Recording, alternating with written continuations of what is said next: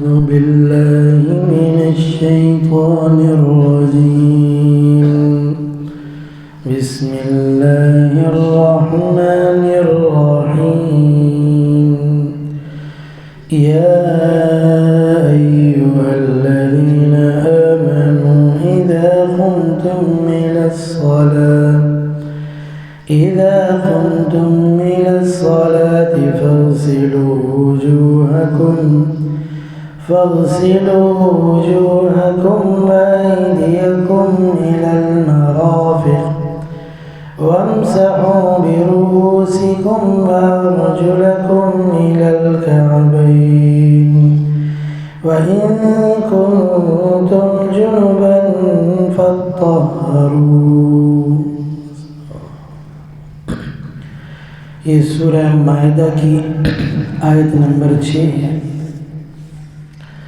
جس میں کل کے درس میں غسل سے متعلق بات چل رہی تھی، اور اس میں غسل کے فرائض کیا ہیں اور غسل کی سنتیں کیا ہیں اور اس کے مکروہات کیا ہیں. تو وہ چیزیں اس کے اندر عرض کی تھی. اس سے پہلے وضو کا طریقہ، وضو کے فرائض آئے تھے، وضو کی سنتیں ہیں، مستحبات ہیں، اور وضو کی بھی جو مکروہات ہیں اور نواقض وضو جو ہیں وہ بھی بیان ہوئے تھے.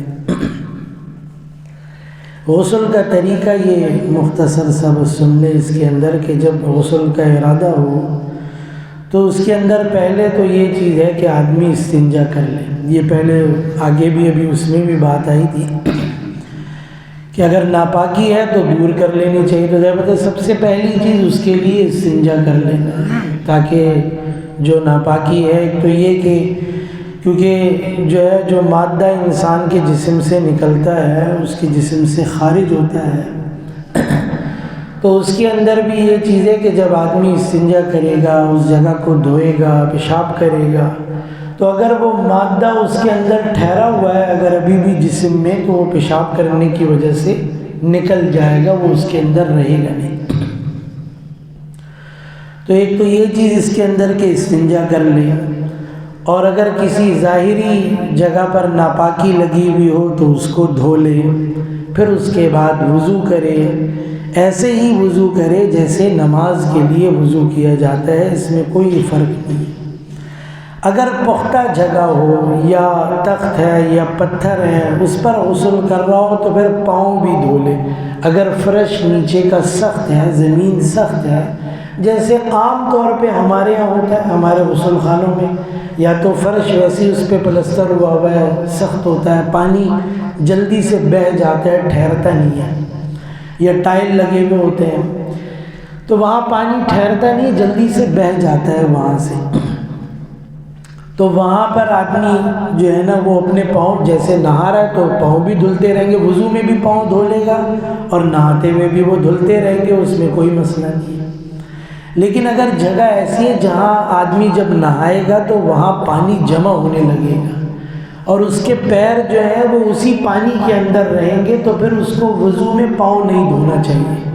غسل کر لے، باقی سارے مسح تک کر لے، پاؤں نہ دھوئے، اور پھر اس کے بعد غسل بھی کرے. پھر غسل کے بعد اس جگہ سے ہٹ جائے جہاں پہ نہا رہا تھا، کیونکہ وہاں پانی جمع ہو گیا ہوگا، اور وہ پانی بھی گویا ناپاکی ہے کیونکہ جسم سے نکلا ہے، ناپاکی کو لے کے نکلا ہے اس میں کچھ نہ کچھ. تو وہ چیزیں اس لیے اس جگہ سے ہٹ جائے، اور جہاں بالکل پانی نہ ہو وہاں پر آ کر اپنے پاؤں کو اچھی طریقے سے دھو لے.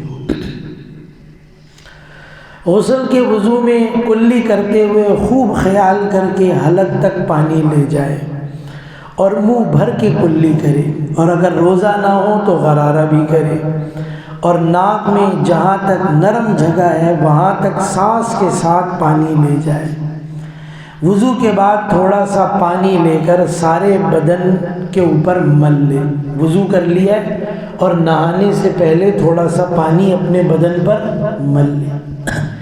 یہ چیز ہمارے یہاں تو شہر میں اتنی محسوس نہیں ہوتی، کرنی یہاں بھی چاہیے، خاص طور پہ ان سیزنوں میں. ورنہ جب ہم یہ جماعتوں میں بھی تھے، مانسیرا میں، ہری پور میں اور جگہوں پہ، تو سردی بہت ہوتی ہے. اچھی خاصی یہاں کے مقابلے میں سردی وہاں زیادہ ہوتی ہے اور ان دنوں میں بہت زیادہ ہوتی ہے. تو اب کیونکہ اب جیسے آدمی کو حاجت ہو گئی اور وہ غسل کرنے کے لیے جا رہا ہے رات کو اٹھ کے نا، تو اب وہ اپنے سلیپنگ بیگ میں ہے، بس بستر کے اندر ہے، گرم بستر کے اندر ہے، جسم اس کا گرم ہوا ہوا ہے. اب وہ ایسے گرم بستر سے گرم جسم کے ساتھ نکل کے اگر آدمی فوراً ٹھنڈا پانی اپنے اوپر ڈالے گا تو یہ جسم کے لیے نقصان دہ ایسے عام حالت میں بھی.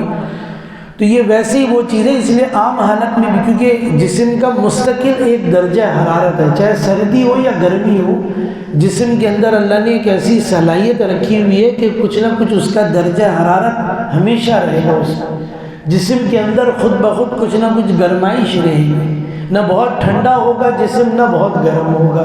بہت گرم ہوگا تو بھی بیمار آدمی میں بخار ہو رہا ہے، یہ چیزیں. ٹھنڈا ہوگا یہ بھی نقصان دہ ہوتا ہے اس سے. تو جسم کا مستقل ایک درجہ حرارت رہتا ہے جس میں جسم کچھ نہ کچھ گرم رہتا ہے. اور ایسے میں آدمی اچانک سے پانی اپنے جسم پہ ڈالے گا وہ ٹھنڈا، تو وہ نقصان کرے گا. اکثر فالج ہو جاتا ہے، جسم شل ہو جاتا ہے، کوئی حصہ اس میں کام نہیں کرنے لگتا ہے، مختلف چیزیں ہو جاتی ہیں. تو بہرحال یہ بھی ایک آداب میں سے گویا ہوئی اس کے اندر اس میں کہ آدمی تھوڑا پانی لے کے جسم کے اوپر مل لے تاکہ اس کا درجہ حرارت جسم کا ویسے ہی ہونے لگے اور پھر وہ پانی اس کے اوپر ویسا اثر بھی نہ کرے. تو بہرحال یہ بھی چیز ہو گئی اس کے اندر کہ تھوڑا سا پانی اس میں لے لے اور جسم پر اس کو مل لے. اس کے بعد 3 بار سر پر پانی ڈالیں، پھر 3 بار دائیں کندھے پر، پھر 3 بار بائیں کندھے پر پانی ڈالیں. یعنی شروع سر سے کرے گا. یہ وضو ہو گیا، جسم پر تھوڑا پانی مل لیا. اب اس کے بعد نہانا کہاں سے شروع کرنا ہے؟ تو ایک صورت تو یہ والی بھی ہے ہمارے یہاں کہ شاور لگے ہوئے ہوتے ہیں، بس آپ نے کھولا نل اور اوپر سے پانی سیدھا آنے لگا، آپ نے ڈالنا نہیں ہے. تو بھی ترتیب اپنی ایسے ہی رکھے اس کے اندر اس میں کہ غسل شروع کہاں سے ہوگا. تو پہلے سر پہ پانی ڈالا جائے گا، یعنی سامنے سے دھونا شروع کریں، پھر دائیں طرف، پھر بائیں طرف. اس کے بعد باقی تو یہ بات پہلے بھی آئی تھی کہ جسم پر اگر ایک دفعہ بھی ایسا پانی بہا دیا کہ جسم پہ کوئی جگہ خشک نہیں ہے تو غسل اس کا ہو جائے گا. یہ فرض تھا. یہ جو طریقہ کار ہے یہ پورا فرض سنتوں کو ملا کر یہ بیان کیا جا رہا ہے اس میں. تو پہلے سر پہ ڈال لے، پھر دائیں طرف، پھر بائیں طرف. اور ہر جگہ اس بات کا خیال کرے کہ پانی پہنچ جائے اس میں، اور بال برابر بھی اس میں کوئی جگہ جسم میں سوکھی نہ رہ جائے. اگر ایسا ہوگا تو غسل نہیں ہوگا. اور اگر غسل کے بعد معلوم ہو کہ کوئی جگہ سوکھی رہ گئی ہے، مثال کے طور پہ غسل کر لیا، اب غسل کے بعد پیر پہ کہیں پر جسم میں نظر پڑی، اور یہ وہی میں نے کہا یہ چیز بھی سردیوں میں جسم خشک ہو جاتا ہے تو بسا اوقات پانی نہیں بھی پہنچتا اور نظر بھی آنے لگتا ہے، محسوس بھی ہوتا ہے. تو بہرحال اگر وہ چیز ہے کہ بھئی یہاں پر پانی شاید نہیں پہنچا ہے غسل کے وقت میں، یہ جگہ سوکھی رہ گئی ہے، تو پھر خاص اسی جگہ کو دھو لے، پھر سے پورا غسل کرنا ضروری نہیں ہے. آدمی اپنے سر پہ پانی ڈال لیا، دائیں طرف پانی ڈال لیا، بائیں طرف پانی ڈال لیا، اس کو لگ رہا ہے کہ میں پورا نہا چکا ہوں، میرا جسم بھیگ گیا. اب اس کے بعد وہ تو نکلنے کی تیاری کر رہا تھا یا بہت ممکن ہے نکل بھی گیا بس اپنے غسل خانے سے، غسل کی جگہ سے، اور پھر اس نے دیکھا کہ بھائی یہ تو جگہ خشک رہ گئی اس میں. تو اب یہ نہیں کہ دوبارہ سے غسل خانے میں جائے، دوبارہ سے پورا غسل شروع کرے، اس کی ضرورت نہیں ہے. بس جو جگہ خشک رہ گئی ہے بس اب اس جگہ کو دھو لے، اس کے اندر اس میں دوبارہ غسل دہرانے کی اس میں ضرورت نہیں. یہ عام سا بالکل آسان سا اس کے اندر یہ طریقہ ہے.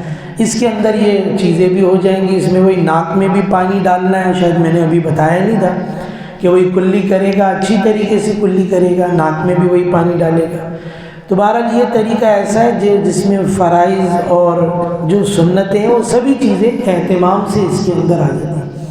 اس طریقے سے اگر آدمی غسل کر لے گا تو انشاءاللہ یہ سنت کے مطابق غسل بھی ہو جائے گا، اور انشاءاللہ پوری امید ہے کہ جسم پر کوئی ناپاکی بھی اس کے اندر نہیں رہے گی.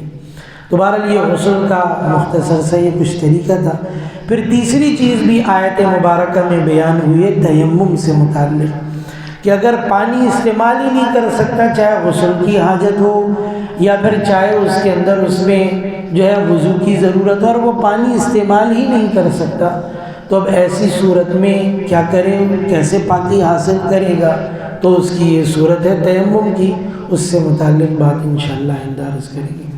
جو کچھ پڑھا سنا تو رب العزت سمجھنے کی، قرآن کی تعلیمات پر عمل کرنے کی توفیق